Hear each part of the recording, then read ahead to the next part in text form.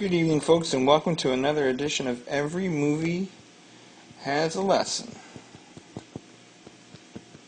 My name is Shanahan, and I'm the writer of EveryMovieHasALesson.com. My reviews are written with a teacher's eye in mind because, in my opinion, every movie can teach a few life lessons, from the serious to the farcical. This is my movie classroom series, and every now and then, for a big deal movie, I kind of shake up the background and colors a little bit. So, movie I have for you today, let me tease it this way. It is, as we sit here on October 26th, it is the best movie I have seen this year. It is the new number one at the top of my list, and I'll tell you all about it in the next slide. Ladies and gents, I have a movie I'm going to have to stump for a few weeks and months, and that movie is Whiplash. If you have not heard of it, please go to YouTube right now, look up the trailer, and be as impressed as I was looking at just 2.5 minutes of that compared to the entire movie. It's a fantastic, I guess it's going to go down as a little bit as the little engine that could. The little film was only made for about $3 million, shot in 19 days, completed in 10 weeks. It hit it off at the Sundance Film Festival this year. It swept the Audience Award as well as the Grand Jury Award for Drama, which are the two top awards of the festival, and a lot of darn good movies come out of that festival. It stars Miles Teller and J.K. Simmons in this very dark and psychological kind of mentor-pupil movie set in a jazz conservatory school in New York City between a new kind of green student and a very veteran, determined maestro and band leader who won't take anything but perfection. For me, it's just an amazing little special film that is so many things that it is so many things that it's not supposed to be on paper that just amazes me. It's not a movie musical, but it's a musical movie. The film is packed with enough, toe-tapping music that it just elevates itself from not just fun music in the background, but to heart-stopping energy. It's not designed to be a psychological thriller, but the film grabs your attention, moves unpredictably, and puts you on the edge of your seat better than any film I've seen so far this year. It shouldn't do all of that, but it does. It does so with this up-and-coming younger actor that most people don't know about, and a guy that we normally see on television hawking farmers insurance or yelling at Spider-Man. So this is really something. It's a rare treat when you see a combination of remarkable acting, music, energy, and twists that just grab you when you're in the theater and follow you when you leave it.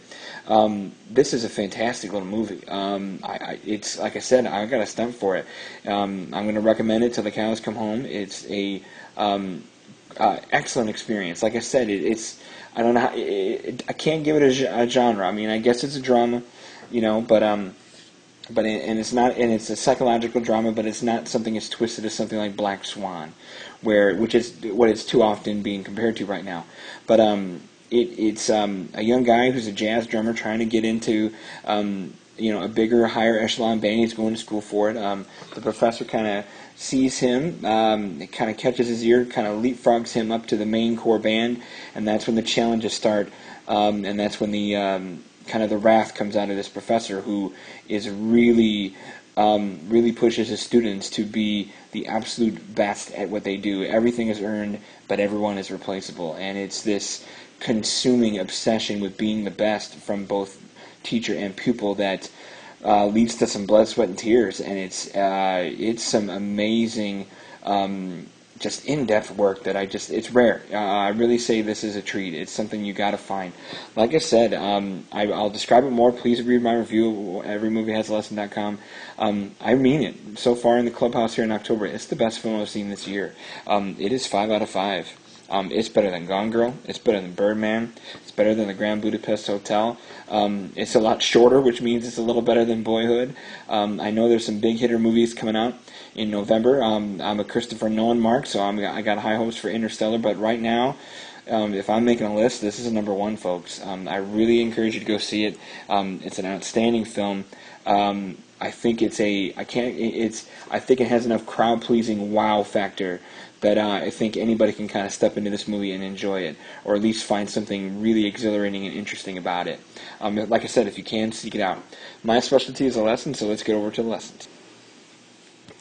All right, lesson number 1 talks about kind of the culture and the setting of this movie, and that is the internal competition of top-notch musical bands. This is a little bit of a subculture kind of movie. I think we've seen subculture kind of movies when you see like obscure sports or obscure careers and things like that. But I say it in this way: like, not all musical groups come together just for some fun open mics to earn some cash and pass the jar at clubs. You know, like, and it's not all about record sales either. Some people are into the music and into the high level of music as a livelihood, as a chosen path for fame and success, and it's the drive to want to be the best. And there's an internal competition and kind of competitive war within this kind of subculture. You know, the whole idea of who's first chair, who rises up all the way to being the best, who wants to be considered the greats, who is the best among these people, because there's so many people who come to this subculture of music and bands as talented people, and they've likely have always been the most talented person in the room in the small places where they are. You come to a school where everybody's talented, and it just multiplies that factor of who's going to be the best. I'm not saying this movie is like Top Gun with fighter pilots but translated into drums, but it's something close to that. And there's some, like I said, there's some internal competition, and this is a tough environment to want to be and achieve dreams when it's this competitive. Lesson number 2 kind of starts getting a little deeper into where the movie itself is going, and that is the demands of perfection. That's definitely a big hitter lesson to where this is going. When you have that level of internal competition that we're talking about in this level of competitive bands, jazz, marching, whatever. I mean, you can take Drum Corps International or watch Ohio State's halftime shows in college and know that those guys aren't out there for the fun of it. They're out there to do something and be the best. In this kind of setting, an imperfect flaw can break an entire group. There's so many moving parts in a band that, and especially something like drums, which you know is the beat and the tone and the tempo. That when you screw up there, you're screwing up bad. The demands to always operate at a level of perfection in this movie for Miles Teller's character is enormous. The room for error is a fraction of a second. People are, places are earned and lost, reputations are won and lost, and careers are made or killed over the idea of perfection. That creates a lot of kind of psychological and physical pressure on people, particularly our main character named Andrew. Lesson number 3 takes an old adage, kind of actually takes 2 old adages and turns them on their head for where this movie takes it. Now, again, we're watching something for fiction. It's probably hyped up to where I think some band person is probably going to stand up and come out and watch this movie and go, oh my gosh, this is such BS to what really happens in the real thing. Then again, there might be somebody that comes out who is from this field and goes, yeah, it's that hard and this is that bad. But what I write here for Lesson 3 is being a glutton for punishment. Now, the old saying of being a glutton for punishment is kind of that idea where you seek it out. You seek out the hard way instead of the easy way. You don't mind when things get thick and ugly to the point where you like it and you feed off it. That's where this place gets. The whole idea, and here's where the second old adage comes in, this is more than just practice makes perfect. Practice is not enough here. You have to be good. All right, there has to be a skill level and a talent level where your practice just takes you even higher. It's not a place, at least the way they kind of frame it in the movie, where somebody kind of mediocre can just practice enough to be good enough to kind of be with these guys. No, these guys are the best of the best, and the practice here takes it even higher.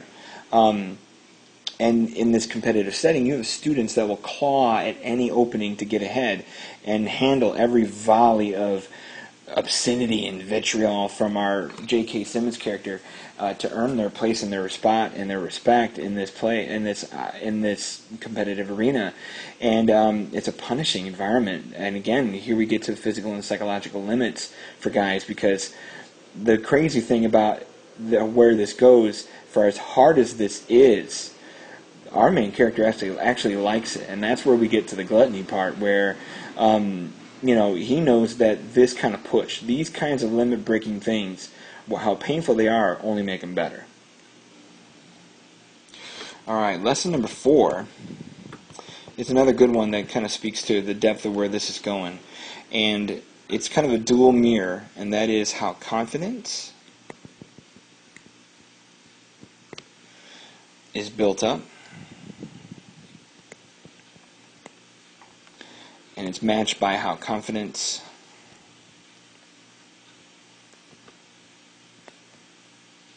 you know what? Let me do some tinkering and cleanup here.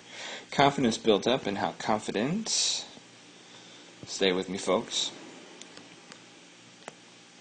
and how confidence is shattered as well. With how competitive this arena is, and here we're kind of building all of our lessons again. There is an infectious acquisition of new confidence that comes to our main character in this movie, and there's also a merciless destruction of confidence thanks to our very overbearing jazz conductor and maestro played by J.K. Simmons. Let me just say right now, J.K. Simmons can almost wrap up, at least in my eyes, a legitimate case for the Best Supporting Actor Oscar as we stand right now. You could throw Edward Norton's hat in the ring from Birdman. I know there's a lot of other performances on the way, but boy, oh boy, this is a choice part from J.K. Simmons, and a complete departure from the cool dad we're used to seeing maybe in Juno, or the easygoing cop role in something like The Closer or Law & Order. This is a big, flashy, good part for him, and it's as much of a small little mini revival as it is, and again, I'll keep referencing Birdman because I saw these two movies next to each other. It's as convincing of a change and a step up as it was for Michael Keaton in Birdman. But yeah, our main character kind of gets his confidence built up to the point where we feel, we get his peaks and valleys, is what I'm trying to say, and there's this just shattering of spirit that puts him back in his place, and it's a vicious cycle that matches the gluttony from Lesson 3 and with the pace of where this movie goes. And believe me, the challenges go all the way up into the final scene of the movie. It is extraordinary to watch it happen, and to not be on the edge of your seat wondering who's going to win. Can Master hold down pupil? Can the pupil upstage the master? Who can really show their talent, or how can this young guy not be defeated and win? It's a very interesting and fascinating display. Our last lesson, number 5, is don't mind the train behind me. I live in Chicago, and I got the windows open on a beautiful fall night, and the L is right out the window. But lesson number 5 is greatness is born from exceeded limits. And I think this is extending, let me kind of clean that up here. This is kind of extending with that idea that practice makes perfect isn't enough. The great ones, the ones we think about as being the greatest in their fields. Take Michael Jordan in basketball. Take, really, seriously, any top person that you can name in any kind of field. The reason why they're great, or the reason why they're considered the best in what they've done, is because they do the things that no one else can do. They extend the limits of the normal. They are better and push and go past any of the high marks of anybody else. They find a goal, they find a thing to really fixate on, and they blow it away. To do that, not only do you have to have skill and practice and talent, but you have to be willing to exceed those limits. There's a fun sit-down little scene head-to-head between the Andrew main character and Terrence, who's J.K. Simmons' character. And according to him, his kind of logic is this, that there are no two words in the English language more harmful than good job.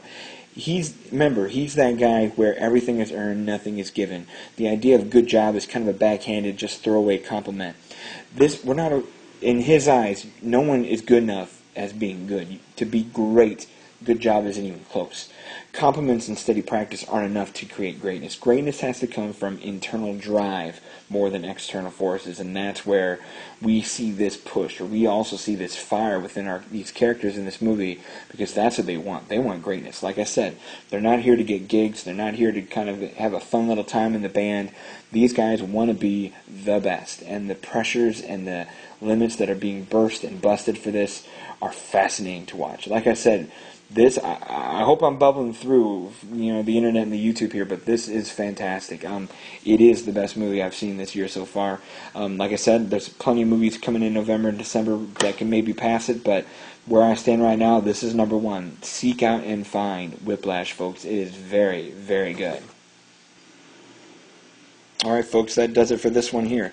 My name is Don Shanahan once again, and this is Every Movie Has a Lesson.com. I'm in the process of I think I've told you guys this in the last couple trips here, but trying to chase down all the different films I saw during the Chicago International Film Festival, some of which I can write right now, some of which I have to wait until they are released, because those are the rules of being a press guy for this event. But while you wait for all those big hitters in November, December, find Whiplash and seek it out. It is a very, very good movie, folks. Find it, find it, find it. Good night.